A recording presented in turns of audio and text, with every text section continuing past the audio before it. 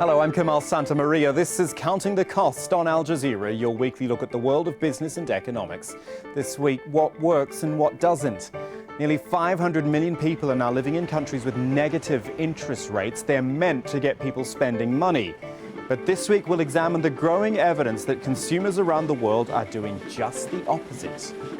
Also this week, a dramatic location to talk economics. We're on board the aircraft carrier Giuseppe Garibaldi, where Eurozone leaders held a mini summit this week on life after Brexit. Because it seems Europe can't simply wait for the UK to figure out what Brexit means. Plus some good news from the world of renewable energy. New data suggesting we're generating more energy from the sun and wind than ever before. We'll find out what's made the difference and how to keep it on track.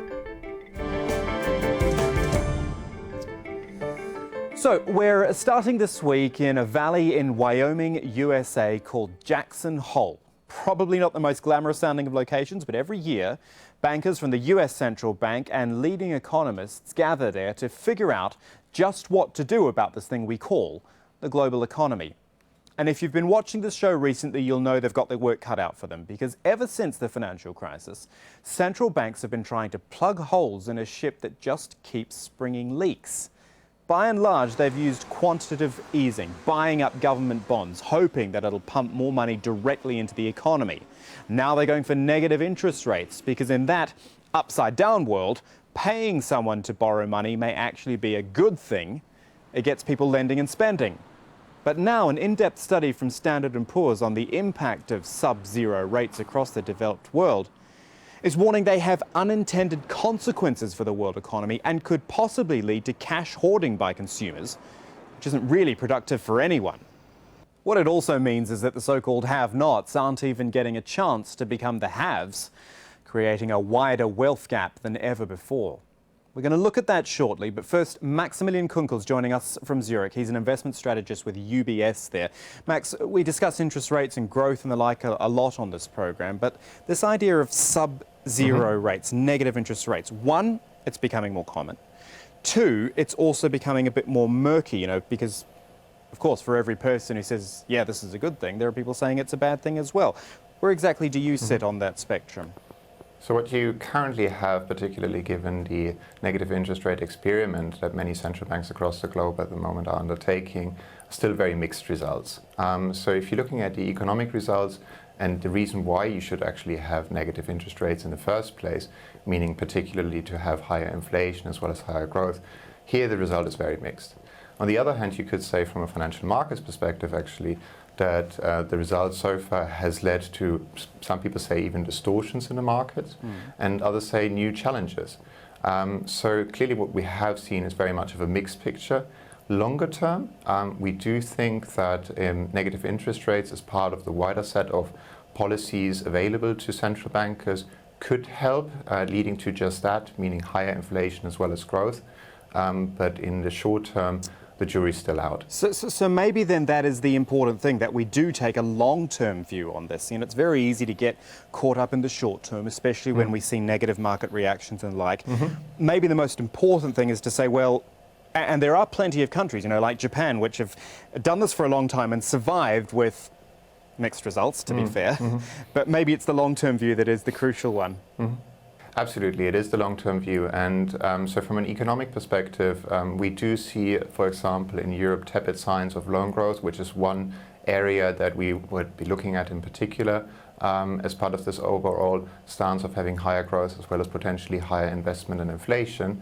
But specifically for investors, what we are seeing right now is also that investors do continue to have a look at something that we've been proposing for a long time, which is specifically limiting your home buyers, start to look more at currency hedging, and at the same time also diversify more globally, particularly because many of these new policies that we are getting both from the fiscal as well as from the monetary side can lead in the short term to unintended consequences, and therefore this long-term view that we propose with these portfolio mechanics is becoming more and more attractive to many investors also. Give me your views, if you would, Maximilian, on the United States. Its economy is obviously so important. It's the wealthiest nation on earth. We are in an election year there as well. But, you know, what that campaign is also highlighting, among many other things, is the wealth gap, the disparity between the rich and the poor, which seems to be, if not getting worse, then certainly not getting any better at the moment. Does the economic environment and the monetary policy there lend itself to making a positive change there, do you think? So what we do have in the United States is, of course, still a relatively slow recovery since the financial crisis. And clearly what we've had, particularly during the last few years, is a skew towards the higher income segment, both when it comes to employment, but also when it comes to an increase in wealth. There are some signs, however, that we're seeing an improvement in employment which is broader. So if you're looking, for example, at something that we look at, which is the payrolls diffusion index, that last month actually stood at the highest level since the beginning of 2015. So that's the areas in the economy where you've seen positive jobs growth. So there are some nascent signs that also this recovery is becoming more widely participated in among the US households. Overall, with regards to the United States, we are positive here on the economic growth outlook. We do think that, generally speaking, the skepticism vis-à-vis the economy is too high. We do continue to see very strong jobs numbers. We do continue to see wage growth. We do continue to see relatively strong earnings momentum also when it comes to companies. So all in all, we're quite comfortable with the United States as it stands. Maximilian Kunkel from UBS there. We thank you very much for your time this week. Thank you very much. So let's just pick up on the points Maximilian made there about the United States, but show you a side we don't so often see. Yes, the US is the wealthiest nation on earth, we know this, but there are plenty of people living in poverty too, and a lot don't even care there's a presidential election on the way because, well, what difference would it make to them? Kimberly Halkett tells us their story now from West Virginia.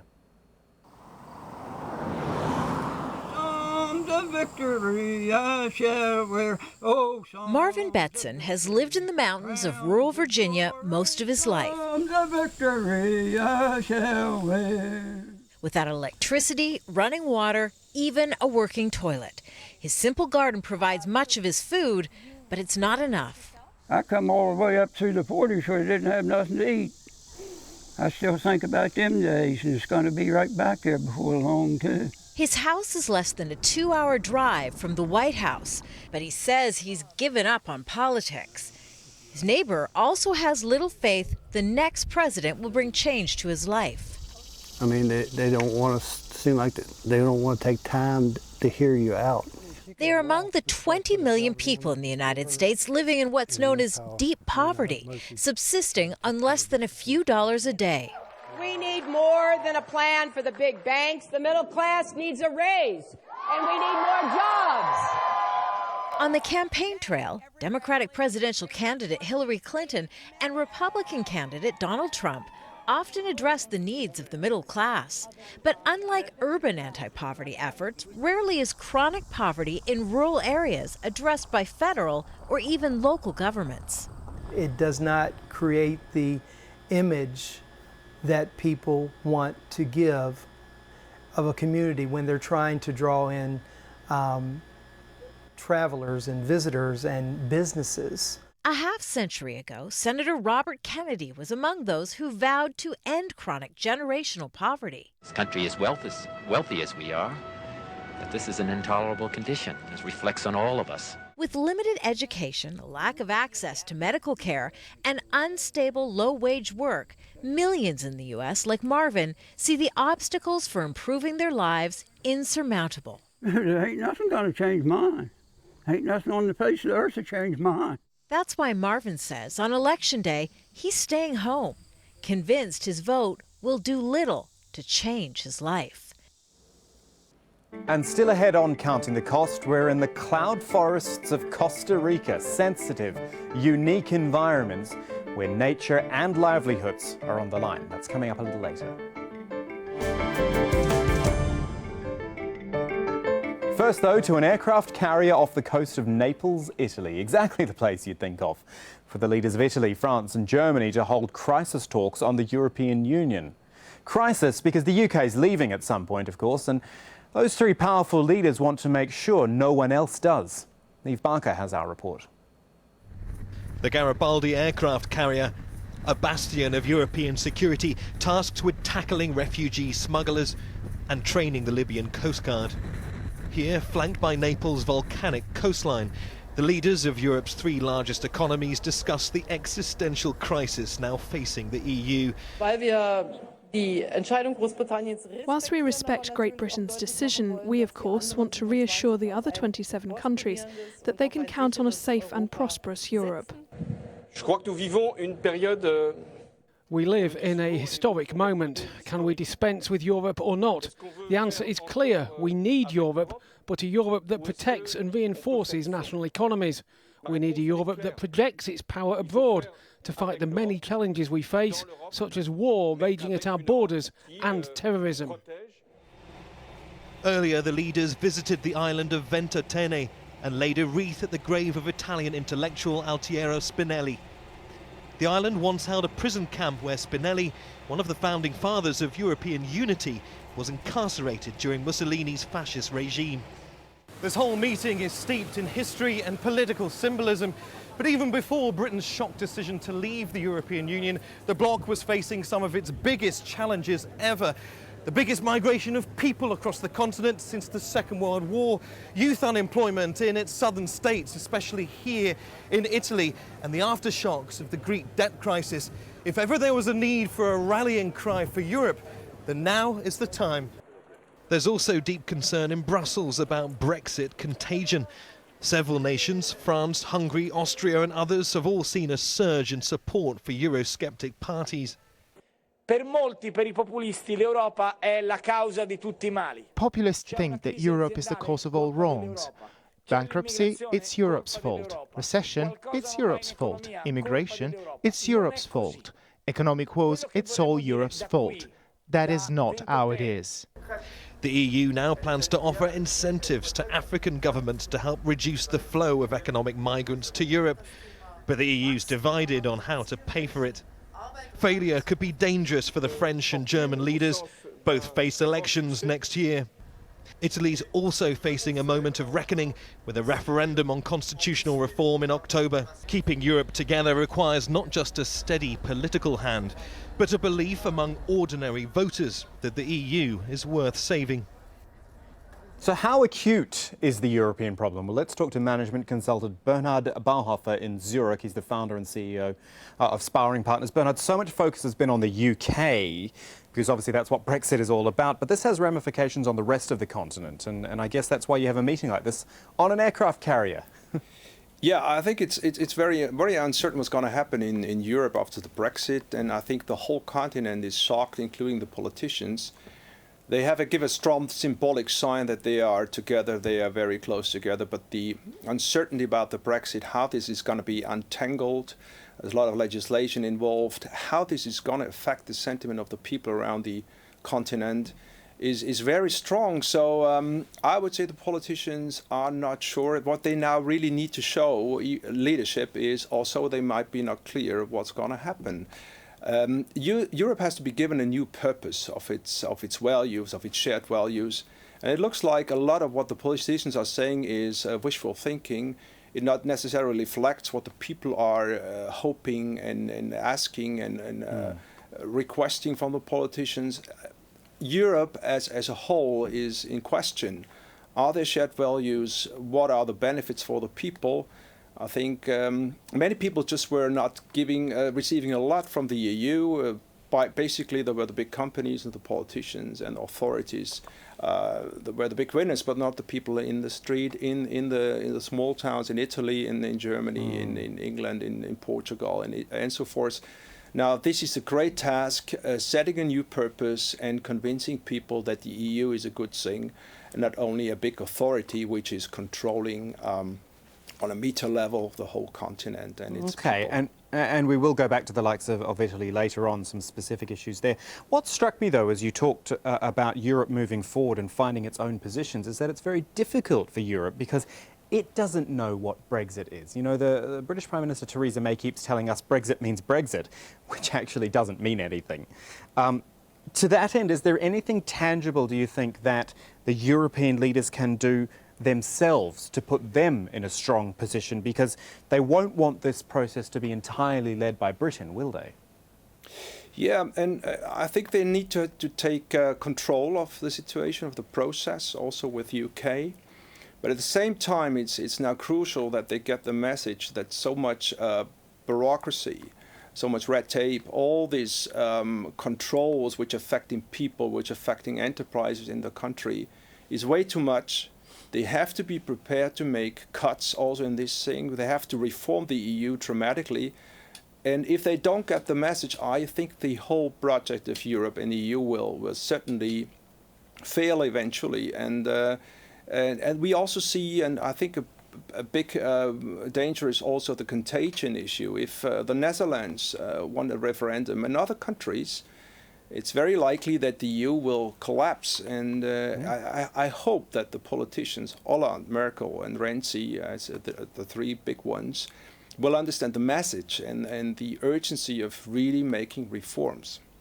Italy is an interesting point on its own right now, isn't it, with its banking crisis? And I think it's a good reminder, isn't it, that Europe has its own individual problems to deal with. Greece was the big one, and then there was Spain, and there was Ireland, and Portugal.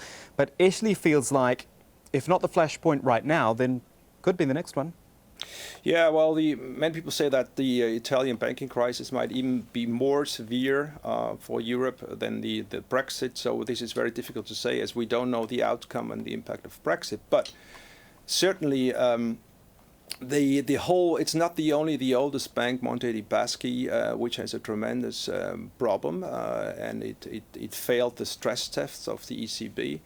But it's a whole banking system which is undercapitalized. It has is sitting on a pile of sour loans, of non-performing loans in the size of 360 billion euro, which is tremendous. Now the big question is, how can this be resolved? And I think the whole fate of Mr. Renzi is depending on how he's managing this very delicate situation, as many bondholders are retail investors, not only institutional investors. So this is going to be, if their people were being affected by a potential haircut, they will certainly not support Mr. Renzi in his reform activities to reform the country. And if he loses the election, this will certainly affect Italy and whole of Europe. So that's also a contagion situation.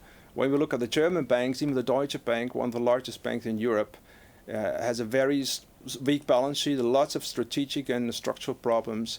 The whole financial industry throughout Europe is affected. So if Italy, with the help of Europe, fails to reform the banking system, it might affect the whole banking system throughout Europe and even around the globe. That's Bernard Barhofer talking Europe with us on Counting the Cost. Thank you, Bernard. You're welcome. Bye-bye. Right, to something completely different now, renewable energy. I think we can safely say the benefits are there for all of us to see. But what we have now is some proof that the idea is becoming more of a reality. Have a look at this data compiled by Bloomberg. The world's 20 biggest economies now generating 8% of their electricity from solar farms, wind parks and other green power sources. That is up 70% from a level of 4.6% of energy back in 2010, so it's not bad. Though, of course, fossil fuels continue to dominate electricity supply in many countries, including the big power users of the United States and China. But still, this is good news, and we've got Vicente Lopez Ibormayor with us now from London to talk about it. He's chairman of the UK-based Lightsource Renewable Energy, also formerly Spain's National Energy Commissioner. These numbers are good, right? I mean, they are coming off a low base, we have to remember that, but it still looks like a pretty impressive increase over 5 years. Yes, thank you so much. Delighted to be here again with you. And certainly, this the story of the last 5 years, it has been impressive, and I'm very happy to say so. I think something has demonstrated that there have been a lot of breakthroughs, very impressive, in the renewable sector, and particularly in the solar one. Even in countries where the solar radiation is not very impressive, as UK, but it was a combination of factors that has allowed to have this very good performance and very good outcome from the solar point of view. I think solar, it's there, is here in the energy sector forever. It's funny you mentioned the UK there, because I was just in Scotland for a few weeks actually, and I saw solar panels on the roofs of houses there, which really made me laugh given the amount of sunshine they actually get there. But it shows an interesting level of commitment to renewable energy, doesn't it? Because I mean, if we take Scotland or the UK as an example, wind power is very big. I certainly saw lots of wind turbines when I was there. But it's interesting to see that level of commitment to solar energy in a place like that. Can you explain that to us a little bit more? Yes, I think you are completely right. It's the level of commitment that is, as I said, a combination of factors. First is the political will and commitment to wanted to develop this new type of energy system, trying to accomplish the decarbonization objectives. That everybody should be aware of it, and mostly after the COP21 conclusions. Second is the financial community is perfectly aware of the importance of this renewable and solar industry in the energy sector. It's a transition that we are living in the energy sector, and because of that, they are welcome more than ever these new energy solutions. And the third, of course, is the capability, technical capability of the team, of the professional teams that we, within the solar and the renewable industry, we have. So the combination particularly of these three factors. Okay, so let's focus on the second one that you brought up there, the financial one, because I'm guessing costs have to have come down here, because that was always the argument, wasn't it? Particularly with solar energy, it was all just too expensive for the returns you got. Have those costs come down? That's right, but the reality is the cost of the solar industry dropped year by year by year since 2010. Of course, we got subsidies. There is no any energy sector and industry throughout history that has not received subsidies and supports, economical support. We needed a little bit more, but we are in conditions to put it subsidies out I think in the near future. But what is reality, undoubtedly reality, and we have dropped prices, not only prices of exploitation, but prices from construction, from exploitation, from development of this industry very rapidly in a historical rate.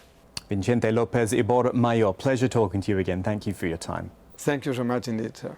And while we're talking about changing technology, it's worth mentioning history made in Singapore this week when it became the first country to trial a self-driving taxi service. The company behind the launch is called Nutonomy, and members of the public were able to hail the taxi using its smartphone app.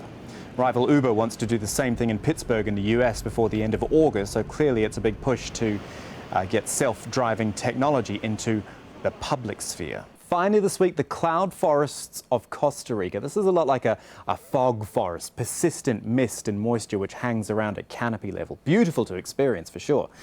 But in Costa Rica, they're being threatened by rising global temperatures and could soon be gone. Andy Gallagher has our report from Monteverde. In a country that has more than its fair share of natural beauty, the cloud forests of Monteverde stand alone in their unique nature. Atmospheric conditions have to be perfect to maintain so much biodiversity, and this famed national park attracts more than 200,000 visitors a year. Park ranger Ronnie Brenes tells us people come for the beauty and because the park here is so well looked after. I know you hate the sun, little buddy. But biologist Richard Laval has real concerns about the future. He's been collecting scientific data in Monteverde for almost half a century and says rising temperatures are a direct threat to the cloud forests. As a species, we're self-destructing, and even if we wanted to self-destruct intentionally, we couldn't do a much better job than we're already doing. And Richard Laval isn't alone in his conclusions. Other scientists say lowland species of plants and animals are steadily moving into what's left of the forest, whilst others are retreating in search of cooler temperatures. Essentially then, this incredibly unique place is a super-sensitive barometer to climate change, and researchers say they've already lost 2 species of frog that only exist here, and others in the area say they're seeing changes too. Aldemar Salazar has been farming organic coffee on the edge of the cloud forest for 20 years, but his business is now under serious threat. In the last couple of seasons, 80% of his crop has been killed by a fungus that never grew here before. Climate change and sudden differences in temperatures during the day make the perfect environment for the rust fungus to develop. That's what is causing so much damage to our coffee plants. Globally, cloud forests are rare and delicate. They make up just 1% of the world's wooded areas. But if the scientists are right about what's happening here, they may be in real danger of disappearing altogether. And that is our show for this week. More for you online, though, at aljazeera.com/CTC. That's our page. Individual reports, links, entire episodes are all there for you to catch up on. You can also get in touch with us. You can tweet me at KamalAJE. Please use the hashtag AJCTC when you do, or just drop us an email. Counting the Cost at aljazeera.net is the address. But that is it for this edition of Counting the Cost. I'm Kamal Santamaria. From the whole team, thanks for joining us. The news on Al Jazeera is next.